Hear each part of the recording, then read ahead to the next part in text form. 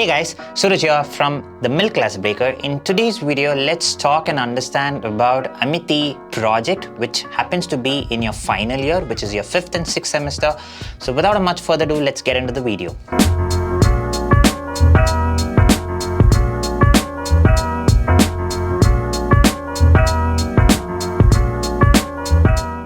So guys, before entering into the video, if you're new to my channel or if you still haven't subscribed to my channel, I would request you all to go ahead and click on that subscribe button and also click on the bell icon so that you guys don't miss any of the updates that I'm coming out with regarding Amity Online or any educational purpose video in general. So talking about the Amity project work, they term it as project work, but it's usually called as a dissertation or a thesis. But these two usually happens in your PG, could be your MBA or could be your MCA or your MTech, or it happens in your PhD. But surprisingly, Amity also happens to give this in your UG. You could be a BCom or a BA journalism student or even an BBA student, and you guys have to do a project work. Now, what is this project work is you'll have to specialize under a topic or a title. For example, for BBA, it could be anything related to, advertisement, and for BCom, it could be related to your accounts or anything related to BCom, or for your journalism, it could be against your investigative journalism, or, it could be a particular beat. For journalism students, you guys would know what a beat is, but it has to be a specialized topic under your subject. Now, if you're doing BBA, you can't take up a topic related to computer science, or if you're doing BCA, you can't take a topic related to advertisement. You could take up a topic related to advertisement if computers or any technology is involved in it. Otherwise, it's practically not related to your subject or your specialization, right? So what you have to do under a project work is you'll have to take up a topic. For example, let's say that I'm going to take a topic regarding artificial intelligence and how it's creating an impact in our day-to-day life. For example, like ChatGPT and all of those AIs that create. Now, I'll have to make a whole thesis or a report on how it's affecting our people's life, on our day-to-day life, who invented and what are the different technologies that are out there, what are the algorithms that they're using out there. Now, this is like a gist of a project, but it has a lot of titles under it or table of contents under it. You start off with an abstract, which is a gist of your project. Then you go to your introduction, where you introduce about why you're choosing this project and how it's creating an impact, or is it useful or is it not useful, or in what ways is it spoiling people. All of this you could write down in your introduction. Then comes literature review. Or before that, I think it's your objectivity. Objectivity is why you have chosen this project. You might have to give like a 3-point. Then comes your review of literature or your literature review. What is review of literature or literature review in general is you will try and analyze other people's work who's done on the same topic. For example, you're not the first person to do a report or a thesis on artificial intelligence, right? There would be n number of other guys out there who's already done their report. So you basically read their report and try and give their conclusion on what has that XYZ person has done in his report and what is the conclusion of that report. You could have probably like a 10 reports that you analyze and you put it under your literature review. Then you need to let know the reader what methodology you're using.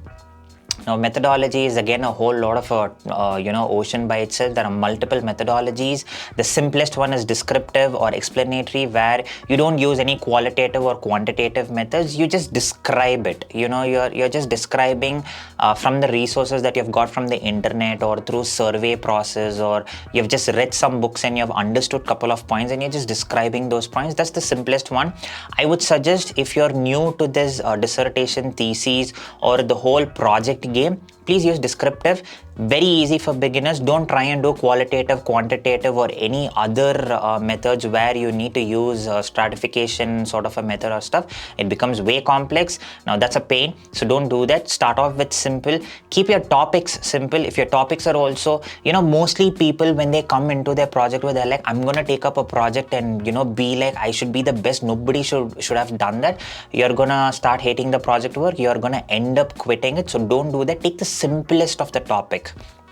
Your only goal is to finish your UG or PG, and for that, take the simplest topic, make a project work, and submit it. That should be your goal, not taking too complicated and making your life miserable. If you're down to it, if you're like, I am going to do this no matter what, then cool. Otherwise, don't make your life complicated. That's my thing. Now, you have to choose the methodology, and you'll have to choose the analysis of that methodology, why you're using this methodology, and what is the analysis that you have come up with this project work. And then you'll have to give your conclusion. There's no results because you have only chosen descriptive. In case you have chosen other methodologies, then there'll be results and discussions, and you'll come into conclusion. Then you could also add the limitations, like what are the limitations that you happen to go through in order while you were trying and pursuing this report, or while you were trying and drafting this report. What were the limitations that you happen to come across? Then you could come up with your references. References have to be in APA style format. Go ahead and Google what APA format is. It's very simple. It's a certain format that has to be written in order to write your references. Otherwise, it might cause a plagiarism report.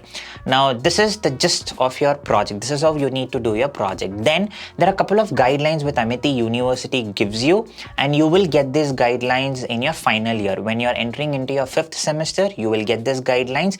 You could submit it in your 5th semester, or even submit it in your 6th semester. Usually people, what I suggest is, if you are in your first year, start working on the project work from now. Don't wait till your last year, because the criteria for you to submit your project is not just you drafting the report, but you will also need a mentorship from a guide, and the guide is not given from Amity's side. You'll have to figure out your own guide, and the guide also has some criteria. You can't just choose some random person as your guide and ask his signature. The guide or the mentor has to be a postgraduate and needs to have 10 years experience in the topic that you're choosing. For example, if you're going to choose artificial intelligence like I gave, you might have to choose someone who's done his MTech or MCA and needs to be 10 years into that profession. You can't go ahead and get some journalism guy, or you can't go get some marketing or a photography guy and ask him to be your mentor. You know why?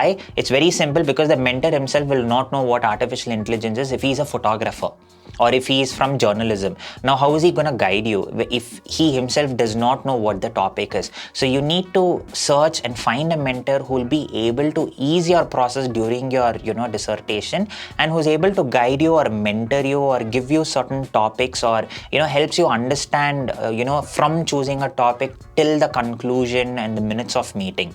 Now, all of these things are very important. So choose your guide or mentor also wisely. Most of the time, people choose the wrong guide and also suffer at the end of the process. So don't do that. Please choose your guides wisely. You might have to shell some money from your pockets. Nobody is going to do it for free unless and until he's your relative or friend. But in that case, you'll need to save some budget. So that's why I'm trying and saying that please do it from your semester 1 or from your first year. Don't try and wait till the last sem or last year, because it's going to be a lot on you, because you need to clear your 5th and 6th semester examinations. You'll be planning for your job interview or for your master's interview. So there's a lot of things that's going to happen in the final year, right? If you're an IAS or IPS aspirant, you'll be preparing for the examinations in your final year, and this is going to put a lot of pressure on you. So don't wait till your final year. Now, coming to the guide, like I said, he or she has to be a postgraduate from the specialized field or topic that you are choosing, not from something else. And most of the time, people try and ask me if they can pay money and get the project work done. Of course, there are a lot of people out there who are willing to take the money and give you a project report. But I'll tell you something, guys. You're already doing online education. There's no interaction with the teacher. There's no interaction with other students as much as your regular college. And there is not much of a practicality that you're learning. You're going through live classes. You're attending all the classes. You're giving your assignments and examinations. You're going through the books, but the live interaction is going to happen here, guys, because when you do the project by yourself, you're going to deal with a lot of hurdles or challenges. You might have to get in sync with your mentor in order to understand what he or she is trying to tell. And this is what is going to be the most rewarding or worth it for your whole degree.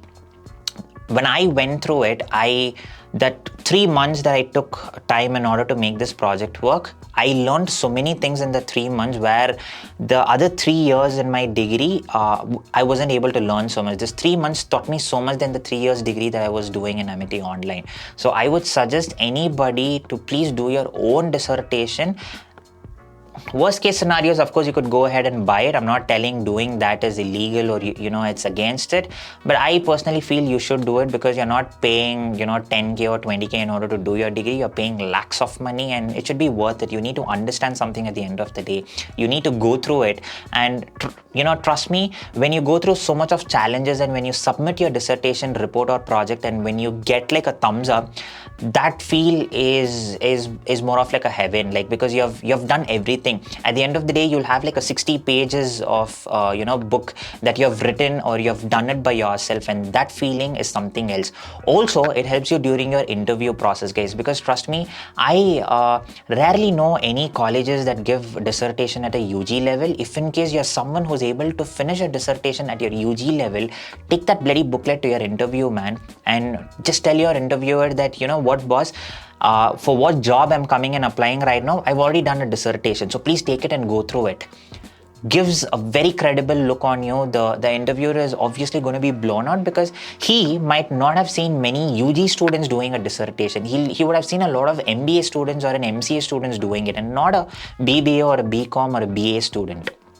So please do your own dissertation. It's very important for your job, it's very important for your future, and it's also very important for your learning methodology. So this is something that I wanted to share it with you all. If in case you have any doubts or comments related to it, please put it down in the comment section. I make sure that I reply to all the comments. If you guys have been through my previous videos and if you have commented on it, you guys would have already known. I make sure that I comment each and every comment that I get. So please go ahead and put down in the comment section if you have any questions. If you still haven't subscribed, go ahead and click on that subscribe button. With that, I will end today's video, and I'll probably catch you up soon in an upcoming video with a newer topic. Till then, Suraj here signing off from TMCB. Peace.